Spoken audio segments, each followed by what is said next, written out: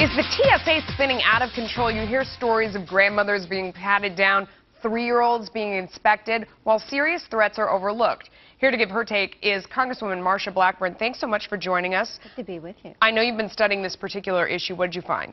What we found was 50 failures that the TSA has in their human resource, in their transportation security officers. And Melissa, the reason that we looked at this was because in my district, having so many complaints from people, and we thought certainly the TSA is not this out of control, so we started looking at it. And our key findings show us that theft, sex crimes, child pornography, assault, bribery, drugs, illegal firearms, airport screening violations, murder, conspiracy, impersonating a federal officer, driving under the influence. Wait, child pornography, what are you talking about? Well, these are charges that are against the individuals that are a part of TSA. And the reason we are so concerned about this is because what has happened administratively, not by Congress, but by going around Congress, doing things administratively, the TSA reclassified airport screeners to airport security officers. And all this was done from 2005 to 2008. Then they put them into federal law enforcement uniforms. Then they added badges. Then they added metal badges. Then they added epaulets. And basically you have individuals that have 80 hours of training to be an airport security screener who are now pretty much impersonating a federal law enforcement officer. And I know there are a lot of good people that work with TSA, but we found a lot of shortfalls. Yeah, so you're saying that at the end of the day they're in these jobs, but they really don't have any authority, that if something goes wrong, they're just calling 911 like the rest of us are. They're calling the airport police. Guns. No, they do not have guns, but they're calling the airport police. And what we did find was that if they have a breach in the security area, the airport police do not have, many times do not have a live security feed into that screening area. And the TSOs may spend 30 minutes trying to resolve the issue and then calling airport police.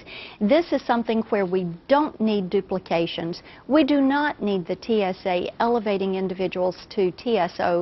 They need to be there to assist the traveling public. They do not need to be wearing federal law enforcement uniforms. The TSA says this in response. They say that 5 TSA officers at Fort Myers alone have been fired after failing to conduct proper screening. Another 38 elsewhere, ranging from frontline workers to officers to federal security director at an airport, have been suspended. This is all because of a self-initiated internal investigation.